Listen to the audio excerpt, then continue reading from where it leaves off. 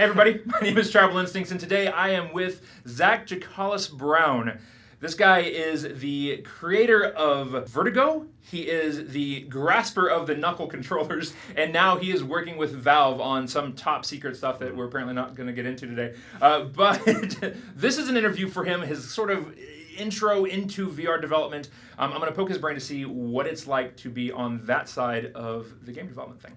So, Zach, one of the biggest things that a lot of people have questions on whenever they're thinking about games, and everybody wants to make a game, right? How did you get started in this entire scene? What sort of spawned it? Was it, I have an idea of a game and I want to make it? Or was it, I want to make a game so I wanted to get an idea for it? It was really a background in like a huge interest in computers and computer graphics especially, and kind of learning how to do 3D artwork on the computer. And, you know, it's funny, what really got me into the idea of actually making a game was virtual reality. Trying virtual reality for the first time, the Oculus Rift DK1. I was like, I know what I want to do. I want to make a game for this. Nice. Yeah. So the game idea for Vertigo, was that established ahead of time, or was it you were playing around with VR and you decided to start the progress there? Because I think the first thing I ever saw from you, and I believe, what is it, it's your brother that you worked with as well, or was it just you? No, it was me and my friend in England, George. Okay, so I saw a video where it was just a tight wire beam or something like that, and then you had balls in your hands. And so is that where the game Vertigo got its name? It was, yeah. Okay, so it sounds like this was maybe more of a progression of let's just play around with VR stuff, and you sort of built something off of that development cycle. Yeah. Cool. So is that how you think that, if you had to do it again, is that kind of how you would do it? Just sort of make a game around the game mechanics and grow it there? I tend to do a lot of experimentation, and that's how I spend all my time doing a lot of VR experimentation, and that seems to be a very good way of finding a good idea for a game, especially in VR, because you have to figure out something completely new to do. And it's got to work. Yeah, cool. Figure out what works. So Vertigo has a fairly interesting storyline behind it. So it seems kind of like a hard thing to go from game mechanic to interesting and compelling story-driven. So how did that process go? Was this all primarily you and your friend George? Like, where did that creative aspect come in? Well, we knew we wanted to make kind of a longer, compelling game. And it was just us. I had another friend, Errol, who worked on the story a little bit with us. So what are your biggest takeaways? There are a lot of pitfalls. There are a lot of really cool things that could potentially come from developing a game. What are your biggest sort of learning experiences, aha moments, things you'll never do again? Sort of what are the things that you've learned from this that might not be obvious from somebody's third-party perspective? I think no matter what, making a game is going to take way longer than you expect it is. That's the big one. Highlight was the satisfaction of finally getting it released. Yeah. Yeah, all the positive feedback. Oh yeah. So the Vive subreddit was rooting for you for a very long time. So I don't think I've seen any other game developer, maybe Onward. Well, no, Onward had all of its real glory pretty much at the time of its release. I think your game was probably being tracked and really championed by Reddit more than anything else. How did you do anything to actively build that, or was it just you were active in the community? How did that occur? I think it was just kind of organic for me being active from very early on. Yeah. So releasing a game, you worked on this for what, a year and a half? Just about a year. Just about a year. Yeah. Okay, so this is your baby, right? You've grown this thing from infancy to a final product, and then you press the button to launch it, and then you open it up for all the criticism. Yes. Which, of course, bugs, those things happen. Yeah. Whenever you have 10,000 people playing it, suddenly they do things that you can never possibly test in your environment. How has it been dealing with the feedback, both positive and the negative stuff? How has that experience been? The positive feedback feels really good, obviously. The negative feedback was a little bit hard to take at first because it's my first experience launching something that big, and you're going to get a lot of negative feedback, but I've gotten more used to it. It's just something that happens. People are going to hate you and hate your stuff, and potentially, yeah. That's the internet. So has there been any particular comment or any what stands out as your the worst comment, and how did you deal with it?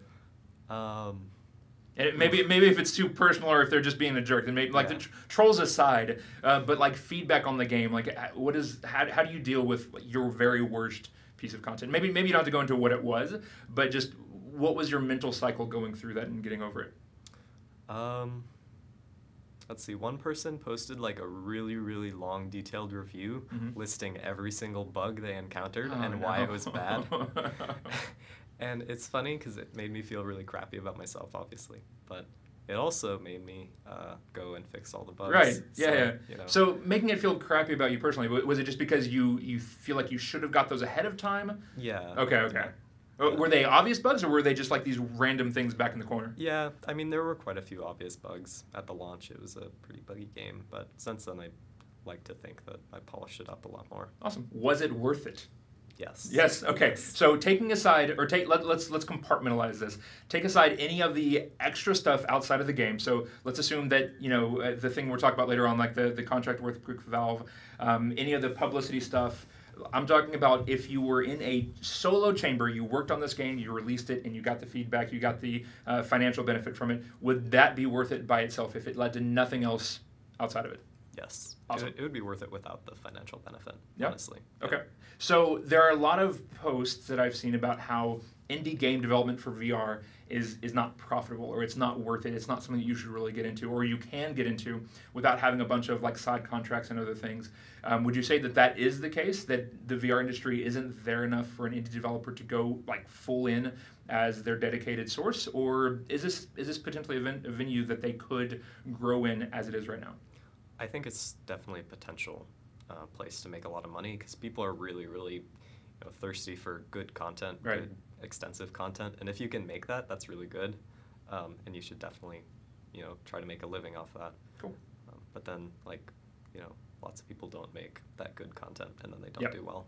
Yeah, so. Well, or lots of people make bad content and they do better than the people that potentially make really elaborate, long, drawn-out games. So what are your thoughts on that? Like right now, the Steam Marketplace for VR is flooded with these 5-minute titles that charge $10, and then you have other games that have deep, good storylines, that they're long, they're drawn out. What do you think of that particular dynamic of these game developers that are just pushing out content after content that isn't really established? Do you think that is good for the community, having more games that people can play, or do you think that's detracting from the overall quality of VR? Well, I think it's really good for the developers because the more crappy games they make, the more they learn, or the more games at all they make, the more they learn, and then they make better games in the future. But it's not really good for the community because it kind of sets this example of small, poor quality content. Right. So I'd say make those crappy little tiny games, but then don't publish them, or just publish them on itch, for free, or whatever. Cool. So what were you doing before this? How did you? You talked about having the technical background. What were you doing professionally before doing Vertigo? I was doing nothing professionally. I mean, I'm in school. I'm in high school. You're in high school? What? I'm 17. You're 17? Yes. This guy's 17 and he's working at Valve. Yeah. What? People don't know that.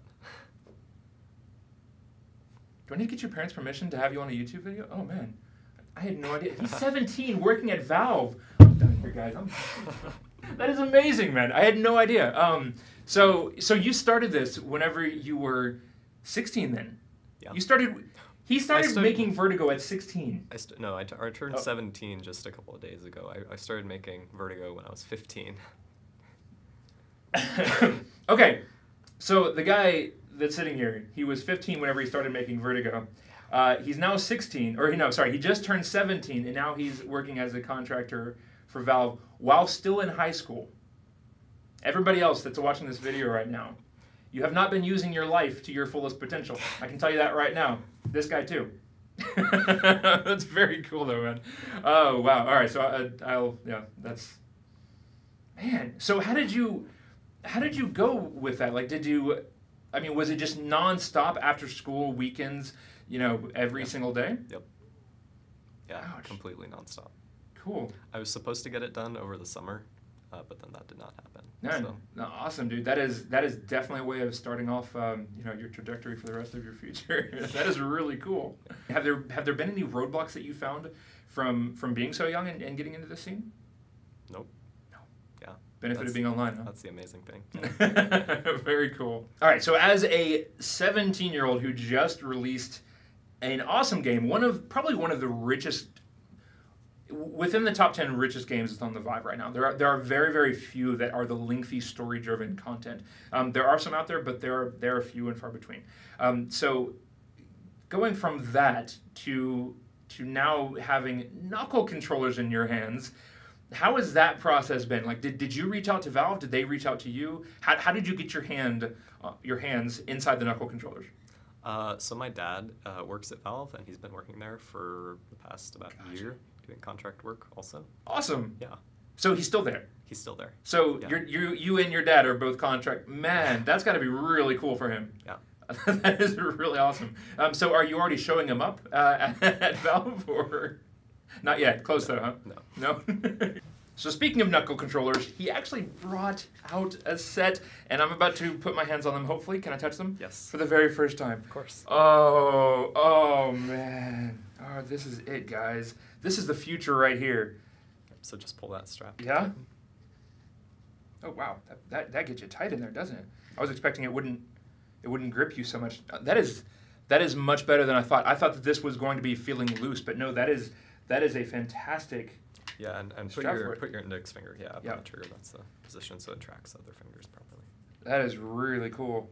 So, I won't ask questions. Okay, so if there's any information that you are not allowed to tell me, I might ask a question, but you can just say, no, I'm not going to answer that, and I won't even put it in the video, okay? Yeah. So I won't, I will completely skip these things out. Sure.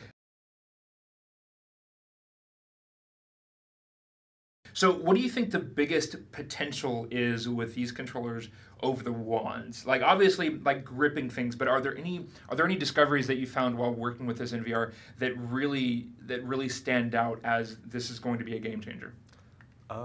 It's definitely just going to really change the way people are going to have to start doing interaction in games, because you suddenly have like individual fingers that you want to, properly interact with stuff, and that's pretty different from the way most games are doing interaction right now, where you just kind of have this ghost hand where if you click the trigger, anything nearby, gets grabbed up. So that seems harder. That seems a lot harder to develop for. Definitely. I mean, whenever you're having to potentially pinch things versus trigger button means attaching objects, that seems really hard. Is there already work in play to make that interaction easier, or is this going to be like VRTK, or are people going to go out and get that in order to really solve those things? Yeah, so I mean, that's kind of what I'm working on. I don't know if you saw, but I released the source of my interaction system with that demo, and I'm hoping that'll get this first wave of developers a little bit of a jump start on making some cool content without having to worry about designing an interaction system completely from scratch. But I'm also excited to see like what other people come up with, and hopefully we can establish some sort of standard that lets people just kind of drag and drop an interaction system and not have to worry about it. So what about limitations? This seems to make things more natural, but do you see any reason for why people would want to continue using the current wands, or are they just going to be completely obsolete by these things? I mean, the current ones are a little bit heavier. They feel more like a gun when you're holding them. Yeah.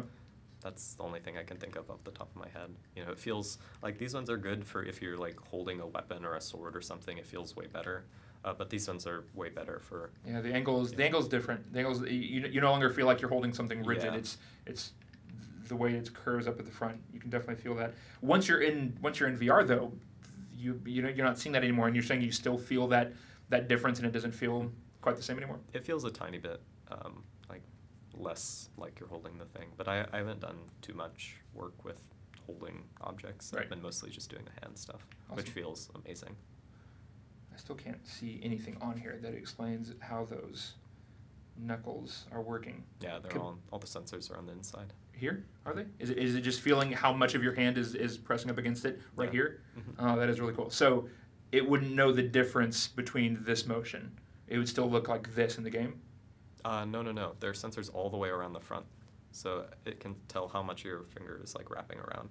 Yeah, so I was really, really, really skeptical of the finger tracking when I first heard about it. I was like, how could these, capacitive sensors figure out where your what your finger position is. Yeah. And I didn't believe it was good at all. But then I tried it, and I was just like, now you're convinced. Holy crap. Very cool. It works really well. I can't wait. All right, so you got the controllers due to an inside job.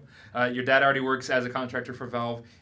Is that also how you were able to, as a 17-year-old high schooler, get a contract position at Valve as well, or was it more due to other factors? I think that was part of it, because obviously I had that connection to Valve, so I could easily talk to people there and kind of like reach out to them directly. Did you already know any of them ahead of time, or was it just your dad that you knew there? Yeah. I'd been by a few times. Awesome. And just kind of hung out there, which was very fun. Very cool. But yeah, they saw the work that I was doing, and they asked me if I wanted to. So they sought you out. You didn't go and interview, say, hey, I want to work here. Yeah. Very cool. Very, very cool. So how long has it been now? Just like 2 weeks that I've officially been working there. Cool. And what do you think? So this is your first job. I mean, working on Vertigo is obviously a job, but this is your first like actual paid gig from an actual company. What are your? I guess there's no real comparison that you can make to it. So I guess just what are your general thoughts so far? I mean, this is probably you're still going through like the new hire orientation. Yeah. You're probably just getting your feet wet. But what do you think so far of going into one of the most prestigious game studios in the world? I mean, I guess there's some, but definitely Steam, Valve, like they're definitely the most well-known. So what does that feel like as being your entry point into the workforce? It's a good time. It's a good time. I guess there's not really any other answer you could have for that one. There's not too many questions then that I can ask on your experience with Valve. 2 weeks is not quite enough to form really anything else, and I don't want to get too deep into it. However, I guess the only real question that I can ask at this point is, when is Half-Life 3 coming out? So Zach, thank you so much for coming out here today. This has been the very first ever developer interview, and it's probably one of the coolest stories that I think I'll be able to get. Having a guy that has gone from high school to Valve, contract work at Valve, and releasing a game within a couple years is a story that very few humans are ever going to be able to get. Like there are stories out there like it, sure, but that is amazing, man. Congratulations for that.